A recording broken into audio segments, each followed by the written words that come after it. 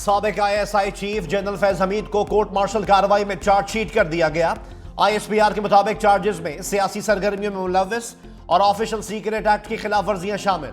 रियासत के तहफ़्फ़ुज़ और मफाद को नुकसान पहुंचाने, इख्तियारात और सरकारी वसाइल का गलत इस्तेमाल भी चार्जशीट का हिस्सा। तशद्दुद और बदअमनी के मुतादिद वाक़यात में 9 मई से जुड़े वाक़यात भी शामिल तफ्तीश। पुरतशद्दुद वाक़यात में मज़मूम सियासी अनासिर की ईमा और मिली भगत पर भी तहकीकात। ISPR का कहना है कि फील्ड जर्नल कोर्ट मार्शल के अमल के दौरान फैज हमीद को कानून के मुताबिक तमाम हुकूक फराहम किए जा रहे हैं। साबिक DG ISI के खिलाफ 12 अगस्त 2024 को आर्मी एक्ट के तहत कोर्ट मार्शल कार्रवाई शुरू की गई थी। मैंने आप लोगों को बताया था कि ये जो 14 नवंबर की कॉल दी गई है दिसंबर की सिविल नाफरमानी की, ये लिंक है फैज हमीद साहब के ट्रायल से। ऐसा नहीं हो सकता कि जब अपने जंगल का वो एहतसाब कर रहे हो तो ये बराना एक तो ये कि इसमें इमरान खान साहब के लिए, उनके हवारियों के लिए, बेगम बुशरा के लिए, गंडापुर के लिए, मुराद सईद जैसे मफरूर भगौड़े या वो हमाद जैसे मफरूर भगौड़े, ये सब के लिए गिरफ्त होगी। फैज हमीद ने सबूत दे दिए, अब बानी PTI को कैसे छोड़ा जा सकता है? फैसल वाडा की लबकुशाई, कहा बानी PTI ने फैज हमीद को बतौर मोहरा इस्तेमाल किया। बुशरा बीबी भी उसका हिस्सा है। ऐसा नहीं हो सकता, एक का ट्रायल हो और हवारियों का नहीं। बेगम साहिबा, मुराद सईद, हम्माद अजहर और हवारी नहीं बच सकेंगे। अली अमीन गंडापुर मौला जट की सियासत कर रहे हैं। ऐसा हशर होगा दुनिया कान पकड़ेगी। 9 मई सोची समझी साजिश थी। 14 दिसंबर को सिविल नाफरमानी का प्लान था। इनके गुब्बारे से हवा निकल गई। समझते थे फैज हमीद हमें बचा लेगा। इबरतनाक अंजाम देखकर सबको पैगाम मिलेगा। जो लोग अब भी बारीकी से फौज को बदनाम कर रहे हैं, उनके लिए वक्त है कि इंसान बन जाएं। ये चार्जशीट जो है ये सिर्फ फैज हमीद के खिलाफ नहीं है, ये PTI के खिलाफ है। और ये साबित हो गया कि 9 मई को एहतजाज नहीं बल्कि बगावत की गई। 26 नवंबर का एहतजाज हो या इनकी 14 दिसंबर की कॉल हो, ये भी जुड़े हुए हैं। इस ट्रायल को रोकने के लिए ये एहतजाज प्लान किया गया और सिविल नाफरमानी जैसा काम भी इसी के लिए किया गया है। तलाल चौधरी ने फैज हमीद के खिलाफ चार्जशीट को PTI के खिलाफ चार्जशीट करार दे दिया। कहा यह चार्जशीट बानी PTI और फैज हमीद के गठजोड़ पर मुश्तमिल है। साबित हो गया कि 9 मई को एहतजाज नहीं बगावत की गई। फैज हमीद का ट्रायल रोकने के लिए सिविल नाफरमानी की कॉल दी गई थी। 24 नवंबर का एहतजाज और 14 दिसंबर की कॉल इसी मामले से जुड़ी हुई है। यह मामला अब मंतकी अंजाम तक पहुंचेगा। मुस्तफा कमाल ने कहा फैज हमीद ने ओहदे का गलत इस्तेमाल किया। पाकिस्तान में पावर रखने वालों के लिए यह बड़ी इबरत की बात है। मुझे नहीं लगता अब कोई अपनी पावर्स का गलत इस्तेमाल करेगा। ये हो नहीं सकता कि 9 मई के वाकयात में ये मुलव्वस हों और इमरान खान साहब जो है वो मुलव्वस ना हो। जो हुआ है वो फिर मिल के ही हुआ है। ये 24 नवंबर और 26 नवंबर को भी ये ना होता और आज जो चार्जशीट सामने आई है ये भी अदरवाइज होती, तो फिर मेरा तो अंदाजा ये था कि जिन केसेस में इमरान खान साहब को जेल में रखा गया है उनमें से ऑलमोस्ट सभी में बेल उनकी हो ही चुकी थी। ये मुमकिन नहीं कि फैज हमीद 9 मई में मुलव्वस हो और बानी PTI ना हो। 26 नवंबर के वाकयात और फैज हमीद वाला काम ना होता तो बानी PTI की रिहाई हो चुकी होती। वजीर आजम के मुशीर राना सनाउल्लाह की 365 न्यूज के प्रोग्राम हेड ऑन में गुफ्तगू। कहा साबिक वजीर आजम को 20 रोज में रिहा करने की कोई पेशकश नहीं की गई। साने है 9 मई फैज हमीद और बानी PTI की प्लानिंग से हुआ।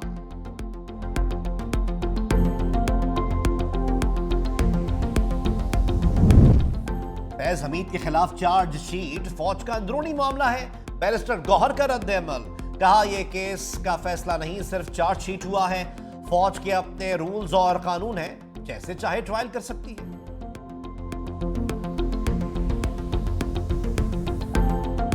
मैंने कल शाम को लबनान के वज़ीर आज़म से बात की। मैंने कहा कि हमें को 500-600 पाकिस्तानी जिनको हमें पाकिस्तान वापस लेके आना है तो वो बेरूत के ज़रिए आ सकते हैं। तो उन्होंने कहा कि इससे भी ज़्यादा हूँ तो कोई फ़र्क नहीं पड़ता, मैं हाज़िर हूँ, वीज़े हैं नहीं हैं कोई परवाह नहीं, वे विल लुक आफ्टर देम, आप इसका इंतज़ाम करें।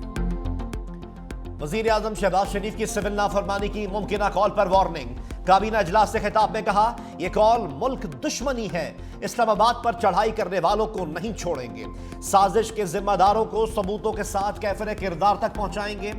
वजीर आजम शहबाज शरीफ की शाम में फंसे पाकिस्तानियों की वापसी के लिए कोशिशें, कहा लेबनानी हम मनसब को फोन करके पाकिस्तानियों की बाहिफाजत वापसी के लिए मदद मांगी। वजारत खारजा और सफारत खाने के हुक्काम राब्ते में हैं। मुआशी सूरत हाल पर कहा, हफ्तावार महंगाई मजीद कम हो गई, मईशत तरक्की कर रही है, मुआशी इस्तेहकाम के लिए सियासी इस्तेहकाम जरूरी है।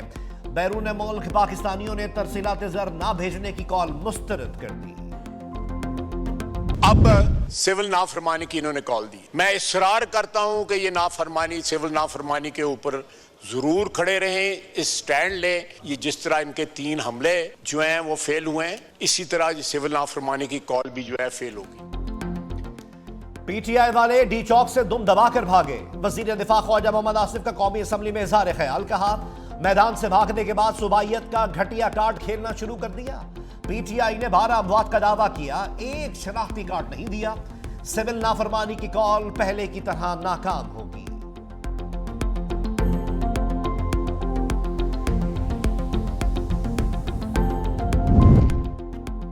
कारकुनों पर गोली वजीर आजम के कहने पर चलाई गई। ऑपोजिशन लीडर उमर अयूब की कौमी असम्बली में गरज बरस, कहा मॉडल टाउन और 26 नवंबर का खून शहबाज शरीफ के हाथों पर है। हमारे कारकुनों की लाशें गिरें तो दूसरी जानिब अस्पतालों से रिकॉर्ड गायब कर दिया गया। पुरअमन मुजाहिरीन पर गोली क्यों चलाई गई, इंक्वायरी कमीशन तहकीकात करे, इसकी तह में जाना पड़ेगा। जवाब पाकिस्तानी कौम को चाहिए।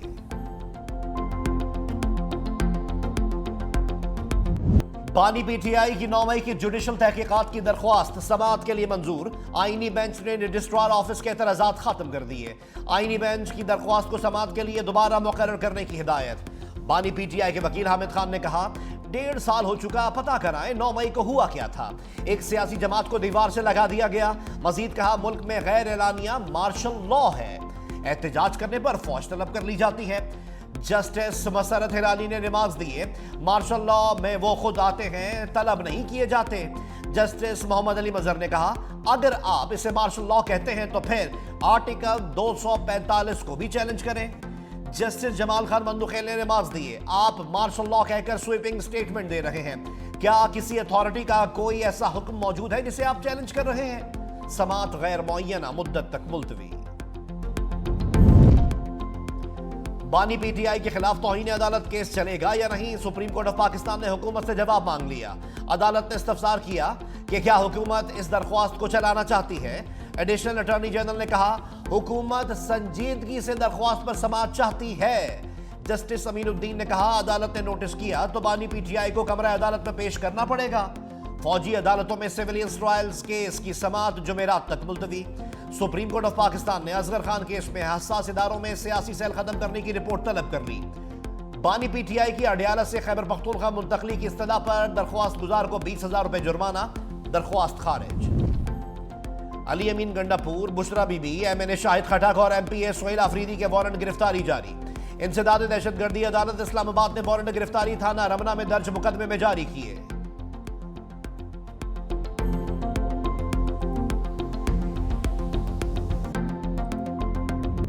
पाकिस्तान और जनूबी अफ्रीका में पहला T20 टाकरा, मेजबान टीम का ग्रीन शर्ट्स को जीत के लिए 184 रन का हदफ। पाकिस्तान की ताकुब में बैटिंग जारी, 3 विकेटों के नुकसान पर 93 रन बना लिए। बाबर आजम बगैर कोई रन बनाए पवेलियन लौट गए।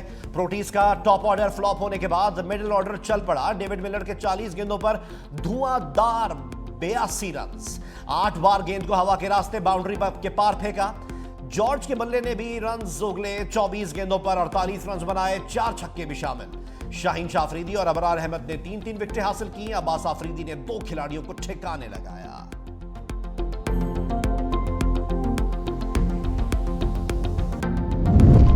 Chairman Peoples Party Bilawal Bhutto Zardari से शर्जील इनाम मेमन की मुलाकात। सीनियर वजीर सिंध शर्जील मेमन ने महकमों की कारकर्दगी से मुताल्लिक ब्रीफ किया।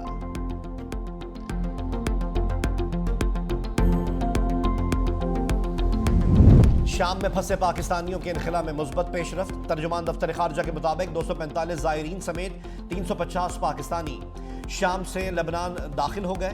वजीर आजम की हिदायत पर दमिश्क में पाकिस्तानी सफारत खाने ने ताउन फराहम किया। लेबनान में डेप्यूटी हेड ऑफ मिशन ने पाकिस्तानियों का इस्तकबाल किया।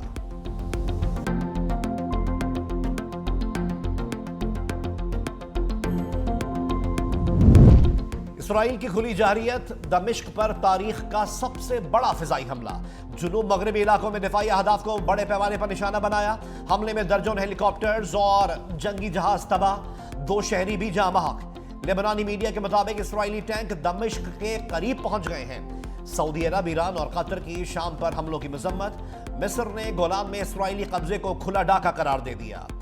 पाकिस्तान की शाम में इसराइली हमले की शदीद मजम्मत। तर्जुमान दफ्तर खारजा के मुताबिक इसराइली जारियत आलमी कवानीन की खुल्लम खुल्ला खिलाफ वर्जी है। हयात अल तहरीर अल शाम के रहनुमा मोहम्मद अल बशीर निगरान वजीर आजम मुकर्रर 1 मार्च 2025 तक जिम्मेदारियां अदा करेंगे। इक़्तिदार की पुरअमन मुंतकली यकीनी बनानी होगी। तवील अरसे से दरबदर शामी शहरियों की भी वतन वापसी। दमिश्क जाने वाली सड़कों पर गाड़ियों की तवील कतारें। फातह ग्रुप का अमन के लिए सरकारी फौजियों को आम मुआफी देने का ऐलान। दिन के औकात में दमिश्क से कर्फ्यू उठा लिया गया। बैंक्स खोलने की मंजूरी।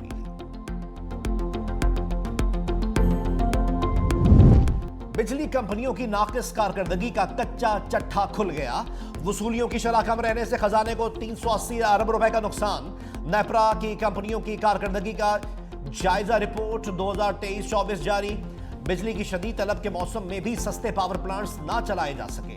कंपनीज के नुकसानात से 281 अरब रुपए का नुकसान हुआ। तमाम डिस्कोज 100% रिकवरी में नाकाम। तरसीली नकाइस से सार्फिन सस्ती बिजली से महरूम रहे।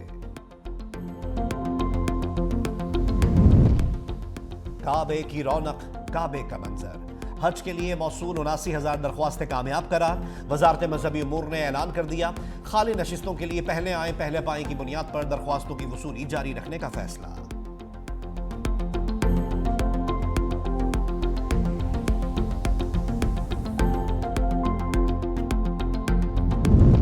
वजीर आला पंजाब की बीजिंग में National People's Congress Standing Committee के वाइस चेयरमैन ली हांगजूंग से मुलाकात।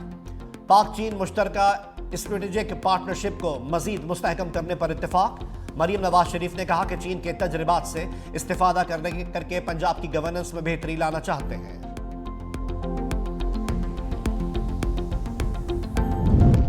वजीर आला सिंध का खैबर पख्तूनख्वा हुकूमत की कारकर्दगी पर सवाल। कहा, इस वक्त खैबर पख्तूनख्वा दहशतगर्दी की लपेट में है। मौजूदा वजीर आला लोगों की बेहतरी के बजाय किसी और काम में लगे हैं। दुआ ही कर सकते हैं कहीं सूबे और मुल्क को नुकसान न पहुंचा दें। सिंध में तरक्याती कामों में काफी गुंजाइश मौजूद है। बिलावल भुट्टो जरदारी को वजीर आजम बनाने के लिए काफी काम हो रहा है।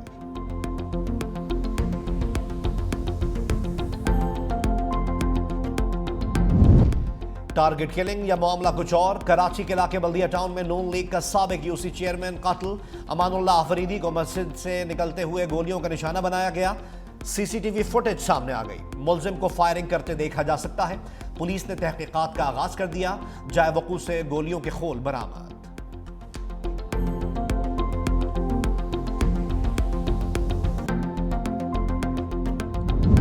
सर्द मौसम ने मैदानी इलाकों में पंजे गाड़ दिए। इस्लामाबाद में दर्जा हरारत -1 डिग्री तक गिर गया। कोयटा -5, कल्लात -6, रावलपिंडी 1, पेशावर 3 डिग्री, लाहौर 7 और कराची 11 डिग्री सेंटीग्रेड रहा। लह -13 डिग्री सेंटीग्रेड के साथ मुल्क का सर्द तरीन मकाम रहा।